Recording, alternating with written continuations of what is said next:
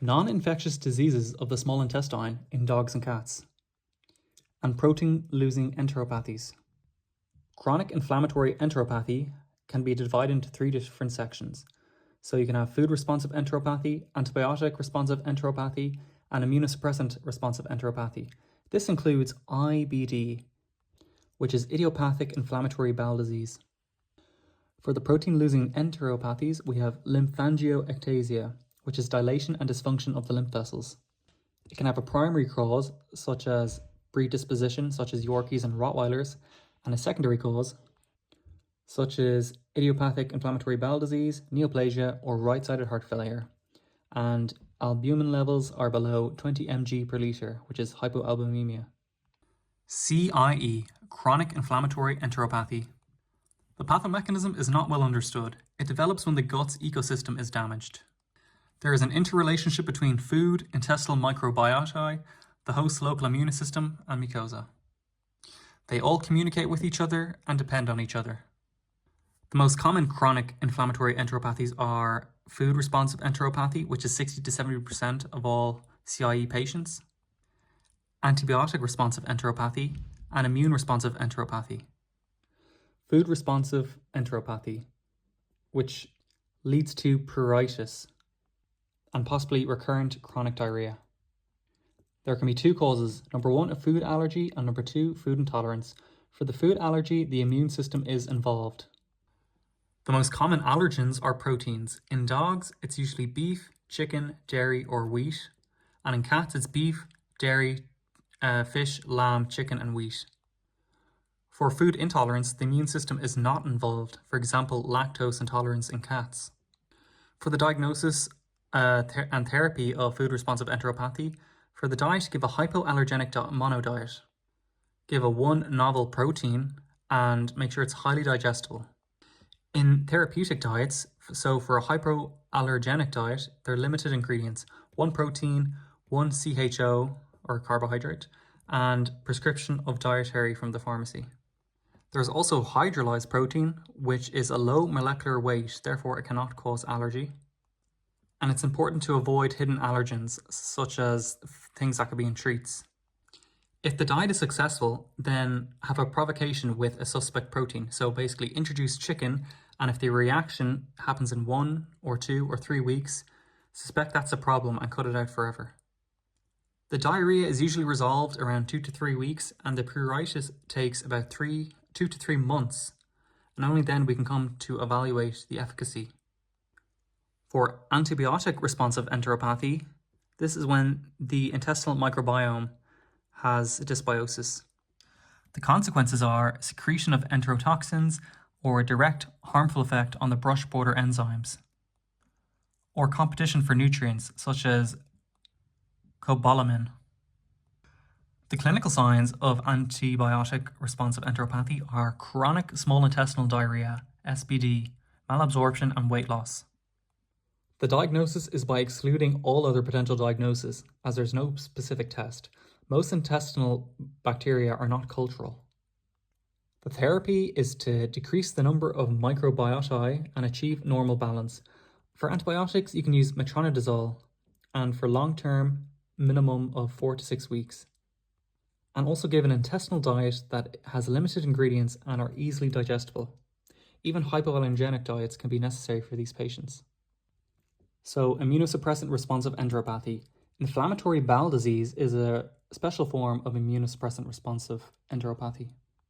The diagnosis involves a stepwise approach of exclusion.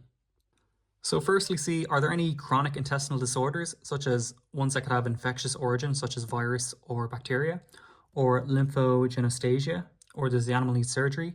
Then you can exclude that. IBD is the cause. Could it be caused by food-responsive or antibiotic-responsive enteropathy? If that's the case, then you can exclude that. IBD is involved. And then you can finally use histology to confirm idiopathic inflammatory bowel disease. The clinical findings of inflammatory bowel disease are middle-aged dogs. The predisposed breeds are terriers and Shar-Peis. It usually involves chronic diarrhea, and it can be recurrent for even months. There's weight loss, vomiting, inappetence, and then there's also hypoalbuminemia. which leads to ascites and subcutaneous edema. The diagnoses are not specific. For the bloods, check hypoproteinemia, leukocytosis, eosinophilia, and decreased cobalamin. For the abdominal ultrasound, you can see thickened and small intestinal loops. And in general, for treating chronic inflammatory enteropathies, look for deworming such as fenbendazole, and look at the diet, antibiotics, and also immunosuppression, such as prednisolone. Lymphangiectasia is a protein-losing enteropathy. It involves abnormal dilation and dysfunction of the lymphatic vessels. It is a very severe and chronic disorder of the small intestine. For the classification, it can have a primary, so basically lymphatic abnormality. It's predisposed in breeds such as Yorkies and Rottweilers. They need an ultra-low fat diet forever. And for the secondary classification, you can have intestinal disorders such as IBD or intestinal neoplasia, and also right-sided heart failure. The clinical signs of lymphangiectasia are lymph loss, which equals increased protein loss, which leads to decreased oncotic pressure, which leads to ascites and hydrothorax. The fat malabsorption can lead to weight loss. In the diagnosis, look at the lab findings. This disease consists of hypoproteinemia with a decreased total protein and decreased albumin, hypocholesterolemia, lymphopenia, and hypocalcemia and hypomagnesemia. Using an endoscope, you can see mucosal edema and rice grain nodules.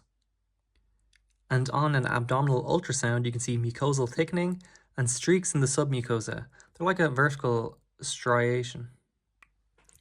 The treatment of lymphangiectasia is treat the protein loss, give an ultra-low-fat diet, especially important for predisposed breeds, and give highly digestible and or homemade food, such as rice and turkey breast. If it's caused by inflammatory bowel disease, give a hypoallergenic diet. For the inflammation, give corticosteroids, such as cyclosporin, at an anti-inflammatory dose, which is a lower dose.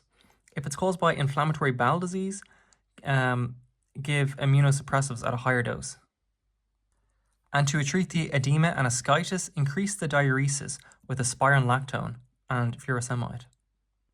Try to increase the oncotic pressure that was lost due to the protein loss with colloid infusions, and monitor the blood albumin levels weekly. And neoplasms of the small intestines, these can also be a protein-losing enteropathy. So an elementary lymphoma is the most common in the intestines, and it can cause symptoms for years.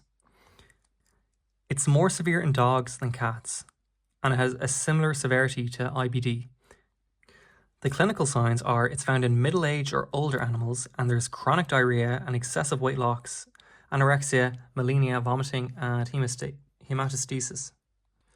And protein-losing enteropathies, PLE, they're a group of disorders, and the collective term for lymphangiectasia, which is the most frequent, IBD, intestinal neoplasia, which are a lymphoma, and gastrointestinal hemorrhages. If the albumin level is below 20 mg per litre, this is hypoalbuminemia. It's more severe enteropathy, and there's more aggressive treatment. The clinical findings are chronic diarrhea and intense intestinal protein loss, which leads to ascites, edema, and cachexia.